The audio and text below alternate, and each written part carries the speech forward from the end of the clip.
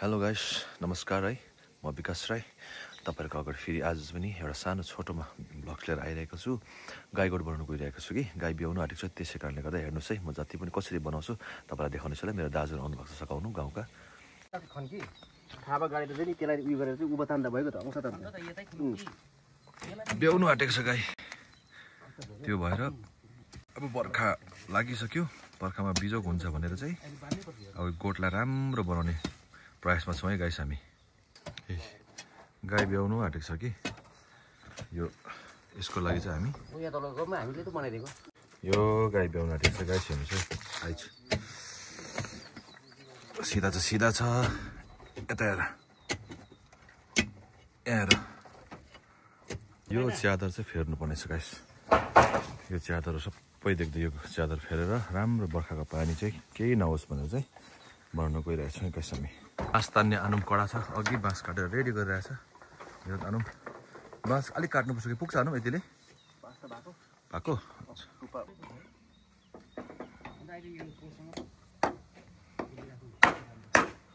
यो चाहिँ के को लागि आनुम? खाबो खाबोको लागि। खाबो रेडी हुनुहोस् है। दाउरा रेडी छ, चिरेर राखेको छौँ दाउरालाई। यस्तै छ है हाम्रो बस्तीको रहनसहन। केले ब्यायो अरे कि बेलीले? कतिवटा ब्यायो दाजु? 8वटा। छौरा कतिवटा छ? 3टा। जर्मन सेपर्ड है। हाम्रो 2 नम्बरमा कतिवटा गाई ब्याउनेवाला छ टेनु दाजु? 3टा। कसको? कसको? ठुलेको 3टा ब्याउने छ है हाम्रो। उसको त ब्यायो त सोमा भनेको ब्यायो त है। काइला बाउले पक्रिरहेको खाबोमा चाहिँ गाई बानुङ हो कि यतापट्टिको चाहिँ तपाईँको उयो गरौँ त्यो गोठको खाबो। बाछा चाहिँ जुनै ब्यायो भने ऊ पल्ल अलिक पर बान्नुपर्छ, दुध भेट्दैन नि।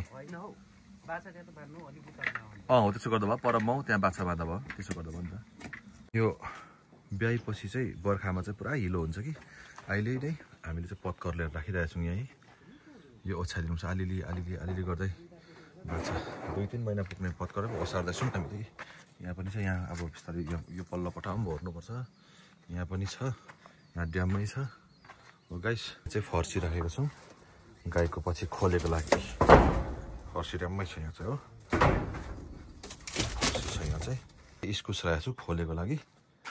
यहाँ हामीले यहाँ चाहिँ इस्कुस राखेको छौँ गाई खोले, गाई भएपछि चाहिन्छ। अलिकति यहाँ चाहिँ पछुवा मकै छरेको। अब पानी आएपछि यतिको उम्रिसकेको छ। पानी आएपछि चाहिँ तपाईँको मजाले उयो भइहाल्छ, मसिनो भर्खर उभिँदैछ गाइस।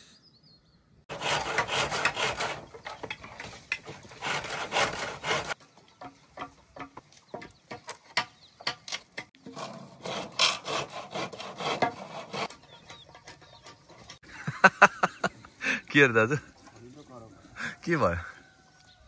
यो 2टा च्यादर लगाएर यतिको चाहिँ बनाइयो है। अलिक गोठ जस्तो देख्यो अहिले चाहिँ।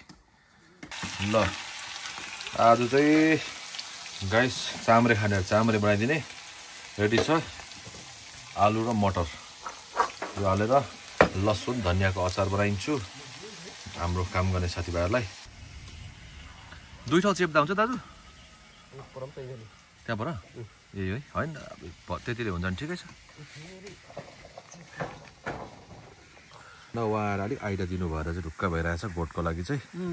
यतिको हुन्छ है बर्खा पानीले त केही गर्दैन। कस्तो त यस्तो तार भन्नको तार? दाजु कुन चाहिँले बाँध्नु ठिक हुन्छ? यसले ठिक हो? ए हुन्छ ओके हुन्छ। अब गोठ रेडी भइसक्यो है फाइनली गाइस। गोठ चाहिँ रेडी भयो हो। गाई बस्यो पनि कि यस्तो थिएन, मजाले अब यहाँ गाई आरामले बसिरहेछ। र यो गोठमाथि चाहिँ हामीले यो बाँसको झिक्रा पनि हालेको छौँ, यस्तो हालेको छौँ। यो चाहिँ इस्कुसको लागि हो। अब तल चाहिँ मचान बनाउँछ, यहाँ माथि चाहिँ मचान बनाउनु मिलेन, त्यही भएर चाहिँ यहाँ चाहिँ झिक्रा हालेको छौँ। यो इस्कुसको लागि है गाइस। यो इस्कुस हेर्दा यस्तो छ कि तर यति साह्रो बेसी बिक्न फल्छ। फाइनल्ली गाइस गोठ रेडी भइसक्यो, गाई आरामले बसिरहेछ है। अब नेक्स्ट टाइम फेरि योभन्दा राम्रो भ्लग्स लिएर तपाईँको अगाडि आउने कोसिस गर्छु। Thank you for watching my video. Next time तपाईँसँग फेरि भेट्नेछु। Thank you.